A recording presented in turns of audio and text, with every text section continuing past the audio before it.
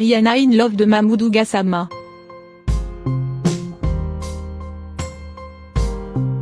Vous devez en avoir entendu parler, qu'il s'agisse de votre tonton raciste qui pense que Mamadou, c'est quand même une preuve qu'il y a des bons migrants, ou du bac de philo où vous avez utilisé les mots d'Alexis Corbière, à la question qu'est-ce qu'être français au sens philosophique du terme ?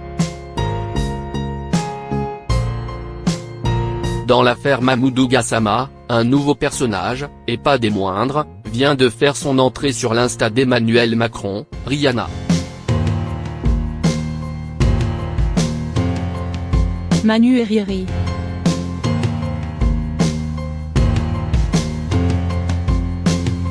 On avait déjà vu ces deux-là, c'était l'année dernière, à la fin du mois de juillet. L'Élysée accueillait la chanteuse, après que Rihanna ait interpellé Macron sur Insta, en lui demandant de financer les fonds d'éducation dont elle est l'ambassadrice. Quelques MP plus tard, Rihanna était à l'Élysée. Et comment dire, entre le président qui confondait la star avec la compagnie créole en faisant des blagues sur les chômeurs, cette entrevue nous avait quelque peu gênés. Mais beaucoup moins que Kim Kardashian discutant prison avec Trump, on l'avoue. Biographie de Mamoudou Gassama.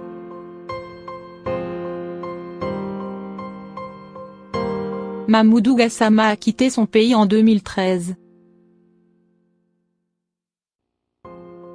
Au Mali, je n'avais pas de moyens, pas de personne qui m'aide.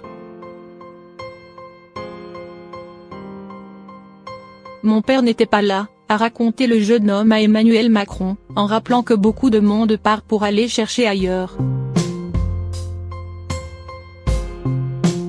Il emprunte alors, comme beaucoup, la route remontant vers l'Europe, Burkina Faso, Niger, puis la Libye où il a beaucoup souffert, alors que, pendant plus d'1 an, il survit en travaillant avec des amis.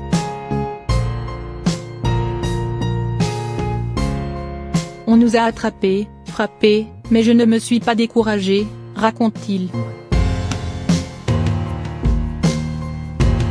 Il finira par gagner l'Italie, en mars 2014, après avoir été intercepté une première fois en mer par la police. Mais je ne connaissais personne en Italie, a-t-il affirmé à Emmanuel Macron, en expliquant avoir voulu rejoindre son frère, installé en France depuis 20 ou 30 ans. Depuis son arrivée en France, il travaillait au noir dans le bâtiment, selon son frère, et logé dans une chambre de 15 mètres carrés du foyer Coalia de Montreuil, une structure de 430 lits destinée aux travailleurs migrants, sur un matelas posé entre 2 lits superposés. On est fiers de lui.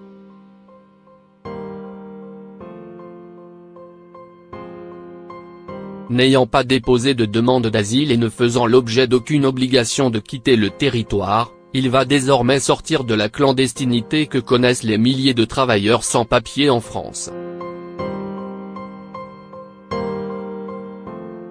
Les services de l'immigration vont lui donner un rendez-vous dans la semaine et lui faire une proposition de régularisation, après quoi il pourra demander à être naturalisé, précise-t-on du côté de l'administration. Il devrait également, comme l'a proposé Emmanuel Macron, intégrer le service civique des sapeurs-pompiers, qui ont déjà lancé un message de bienvenue sur Twitter. Monsieur Mamoudou Gassama partage les valeurs de la brigade de sapeurs-pompiers de Paris. Nous sommes prêts à l'accueillir.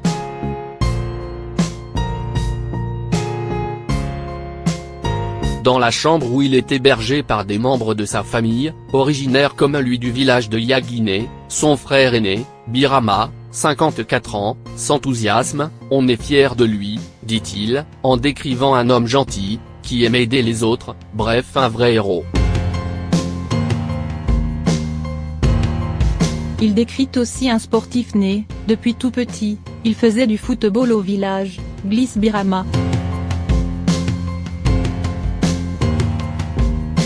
Son geste rappelle celui d'un autre Malien. Lassana Bathily, un demandeur d'asile qui avait fourni des éléments clés aux forces de l'ordre lors de la prise d'otage djihadiste du supermarché hyper caché en janvier 2015.